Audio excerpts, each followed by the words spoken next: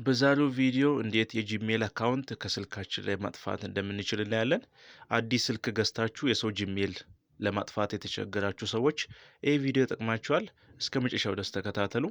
እዚህ ጋር የጎግል ምልክቱን ትነኩና ከላይ በኩል የጂሜሉ ምልክት ይመጣላችኋል። የፕሮፋይል ምልክት እሱን ትነካላችሁ። ቀጥታ እዚች ጋር ከስር የተለያዩ አይነት ጂሜሎች እንዲከፍትልን እንነካና ወደ ስር ጠጋ ብለን እዚች ጋር ይሄንን እንጫናለን። ከዛ ቀጥታ ወደ ሴቲንግ ነው የምንሄደው። ከዛ ጎግል የሚለውን ምልክት እንነካለን። ከነካን በኋላ የፈለግነውን ማጥፋት የፈለግነውን ጂሜል መልጠን እንነካለን። ከዛ እዚች ጋር ከላይ በኩል ሪሙቭ የሚል ይመጣልናል። እሱን ነክታችሁ በቀላሉ በዚህ መልኩ ማጥፋት ትችላላችሁ። አሊያም ደግሞ የአንዳንድ ስልኮች ሴቲንግ ሊለያይ ስለሚችል በዚህ መልኩ ሊመጣላችሁም ይችላል። ግን ሪሙቭ የሚል ስለሚኖር በዛ መልኩ ማስወገድ ትችላላችሁ። የዛሬው ቪዲዮ ይህንን ይመስል ነበር። ቪዲዮውን እስከመጨረሻው ስለተከታተላችሁ አመሰግናለሁ።